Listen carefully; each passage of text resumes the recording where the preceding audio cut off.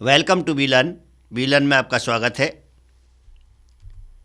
Subject international business finance, session number 7। Topic covered in this session: what's special about international finance, goals for international financial management, globalisation of the world economy, multinational corporation, organisations of the text, and conclusion or summary of all over the session. Now, special about international business finance.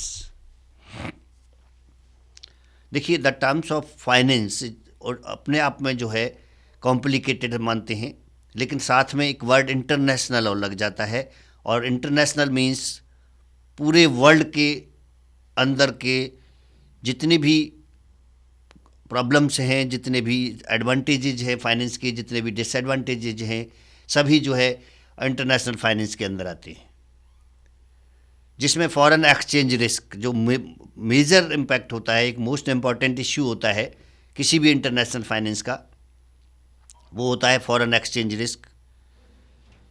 When we have change or exchange the currency one currency denomination to other currency denomination, तो उस case में कितनी risk होती है, क्योंकि risk, international risk जो है बहुत सारे फैक्टर्स पर डिपेंड करती है, और वो फैक्टर क्या होते हैं?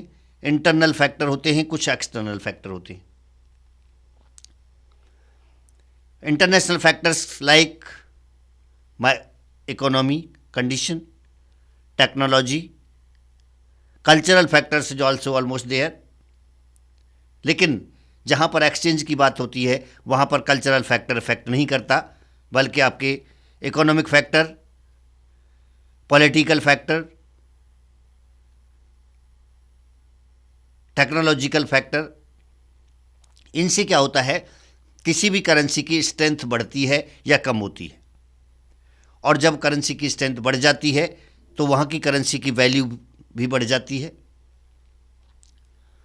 और कंपेरेबली दूसरे करेंसी की तुलना में उसका रेट जो है, एक्सचेंज रेट, वो ज़्यादा हो जाता है और डिफरेंस कम रह जाता है।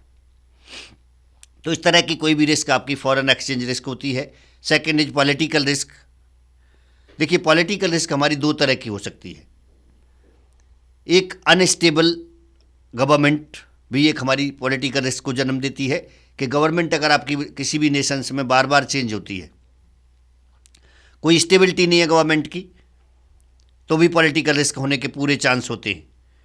मगर इसके अलावा कुछ पार्टीज़ के परसेप्शंस होते हैं, डिफरेंट परसेप्शंस होते हैं। जिस पार्टी की गवर्नमेंट पहले थी उसका परसेप्शन कुछ और था, नई पार्टी आई है उसका परसेप्शन कुछ और है रिगार्डिंग द बिजनेस, तो उससे भी रिस्क होने की संभावना होती है। मार्केट इम्परफेक्शन एक ऐसी कंडीशन होती है जिसमें हमें परफेक्शन नहीं मिलता है, क्योंकि इसके अंदर बहुत सारे कल्चरल इश्यूज आ जाते हैं, एटीट्यूड आ जाते हैं,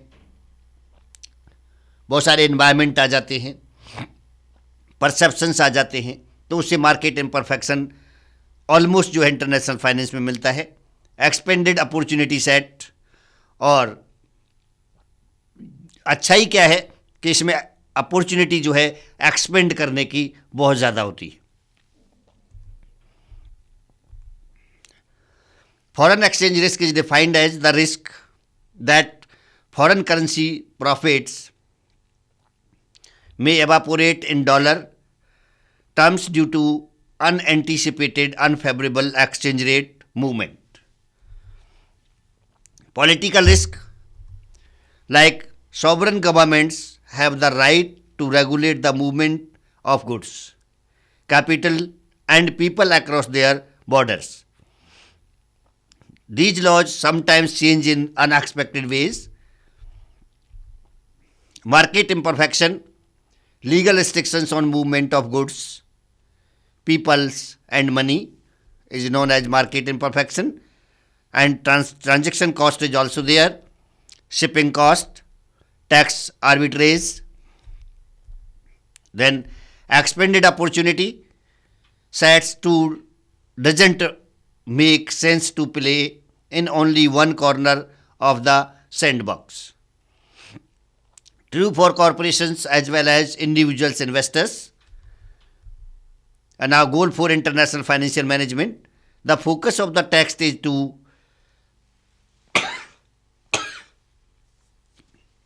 equip the reader with the intellectual toolbox of an effective global managers. But what goal should this effective global manager be working toward? ये क्वेश्चन बनता है और उसका जो आंसर है वो क्या है? Maximisation of share holders wealth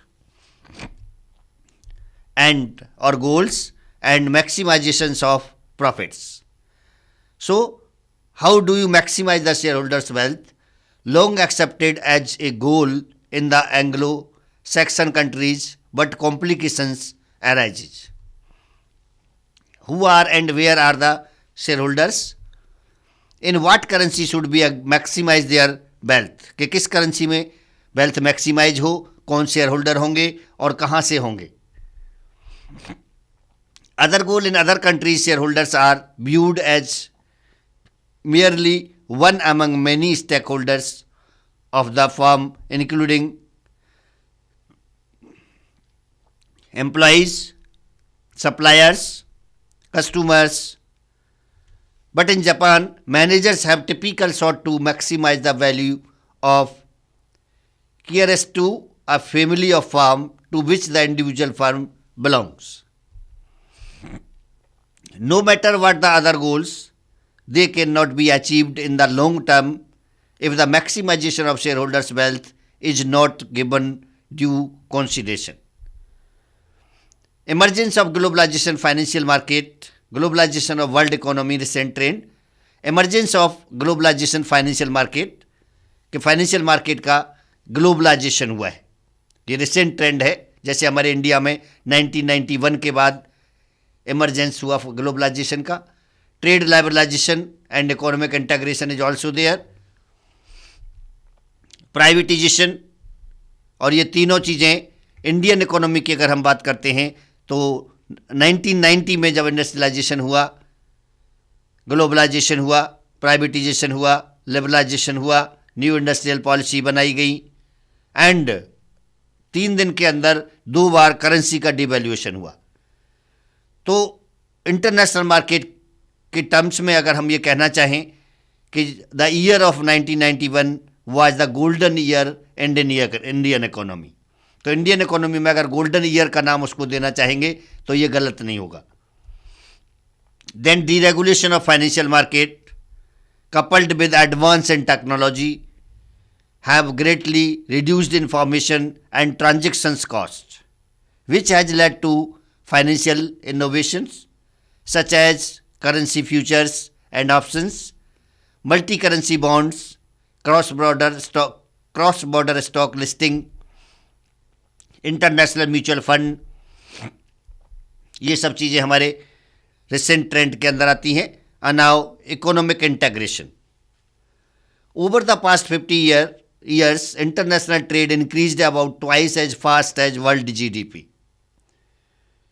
50 साल में जो है इंटरनेशनल ट्रेड किसी भी पूरे संसार की जीडीपी से 2 गुना बढ़ी हुई है.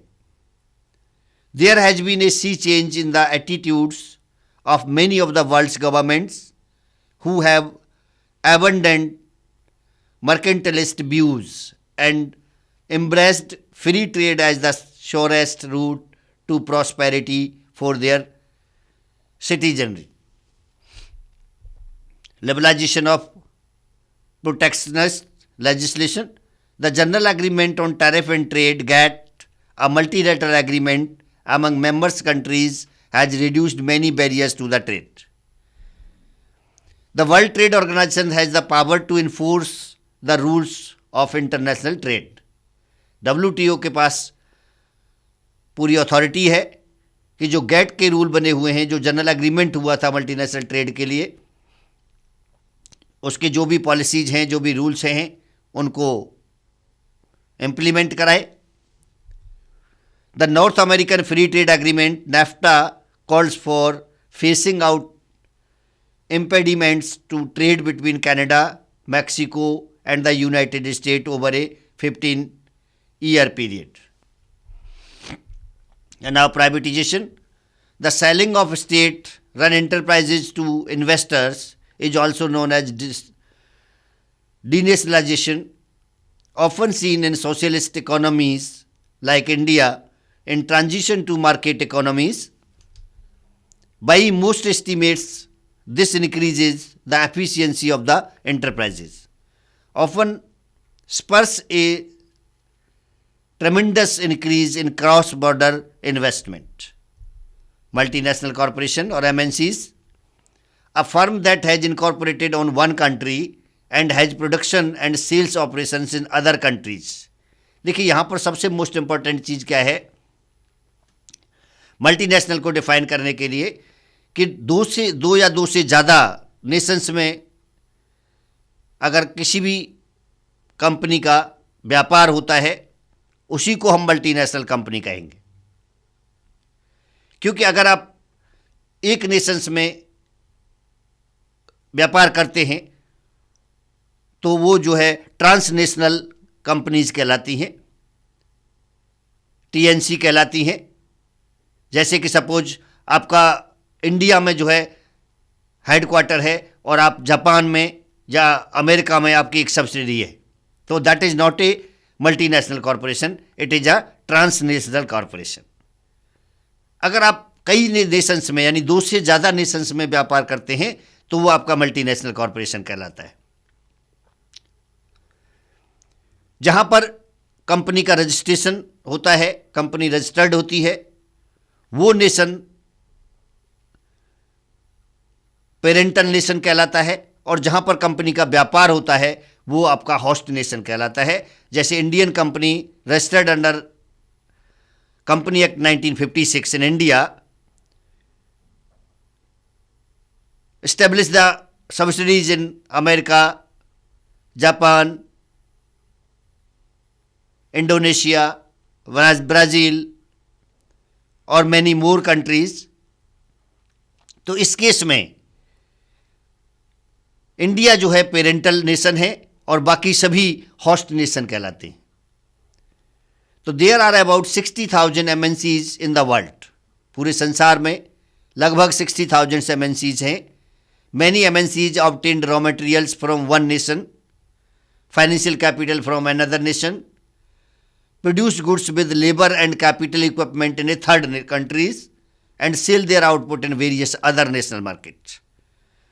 तो इस तरह के कार्य MNCs करती हैं कि रॉ मटेरियल कहीं से खरीदा, प्रोडक्शन कहीं किया, कैपिटल दूसरे नेशन से एक्वायर किया, लेबर चाहे पेरेंटल का हो या होस्ट का हो, दैट इज डिफरेंट मैटर, लेकिन सेल जो है पूरे वर्ल्ड के अंदर किया। तो इस तरह के ऑर्गेनाइजेशन का फंक्शंस होता है जो आपके मल्टीनेशनल कॉरपोरेशंस होते हैं। Now top 10 MNCs। Number 1 general electrics United state की है, Ford motor company also United state, royal Dutch और सेल ग्रुप ये आपका नेदरलैंड एंड यूके का है, जनरल मोटर्स यूनाइटेड स्टेट जो कि जनरल इलेक्ट्रिक्स का पार्ट है, action corporation it is also United state, Toyota Japan, IBM United state, Volkswagen group Germany का है, नेस्ले स्विट्जरलैंड का है एंड डाइमलर बेंज एजी ये भी आपका जर्मनी का है। तो ये आपकी टॉप 10 MNCs हैं जो इंटायर द वर्ल्ड जिनका बिजनेस स्प्रेड है। इवन बहुत सारी कंपनीज हमारे इंडिया में भी व्यापार करती हैं, like Shell groups, General Motors is also here, Toyota, IBM, Volkswagen group, Nestle, Ford Motors, ये सभी हमारे इंडिया में भी वर्क करते हैं। The organisations of the text macro economic environment. अब देखिए इन ऑर्गेनाइजेशंस पर किस तरह के एनवायरनमेंट इफेक्ट करेंगे, क्योंकि ये जो है ग्लोबलाइजेशन इनका बिजनेस है, तो इकोनॉमी कैसी होगी, मैक्रो होगी।